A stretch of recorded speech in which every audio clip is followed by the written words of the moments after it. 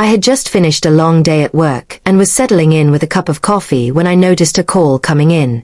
My wife's name flashed across the screen, and I hesitated for a moment, an uneasy feeling settling in my chest. Something about the timing didn't sit right. She assumed I was home, probably thinking I was asleep or distracted. What she didn't know was that I had been suspicious for weeks, noticing the subtle shifts in her behavior, secretive texts, late-night conversations, and the way she suddenly spent so much time away. I decided to answer, keeping my voice casual, light. "Hey," I said, trying to mask the storm of emotions brewing beneath the surface. "Hey, you're home. I just wanted to check." Her voice was cheerful, almost innocent, and it made my stomach turn.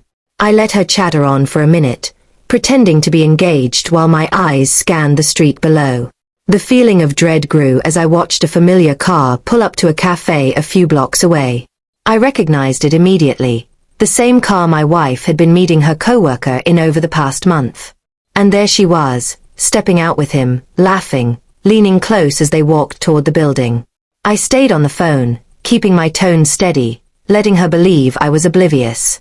She had no idea I could see everything. No idea that every smile, every laugh, every secretive glance was now visible to me. I watched them enter the cafe, sit together, and talk in that way that I had known was reserved for moments I was supposed to be unaware of. My heart pounded, but I stayed calm, letting the reality of the betrayal sink in. Her voice on the phone was warm, teasing. "I'll be home soon. Don't wait up too late."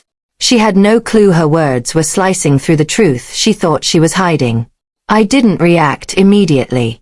I stayed silent, absorbing every detail, every gesture. The phone call was my shield and my weapon. I could appear normal, but I had all the information. Minutes passed. They laughed, touched hands lightly, and shared a closeness that made my chest tighten. I stayed, calm, observing, and knowing that the moment of reckoning would be mine to deliver. Finally I spoke, my voice low but clear. "I see you." She froze mid-sentence on the phone. Her casual tone faltered. "What do you mean?"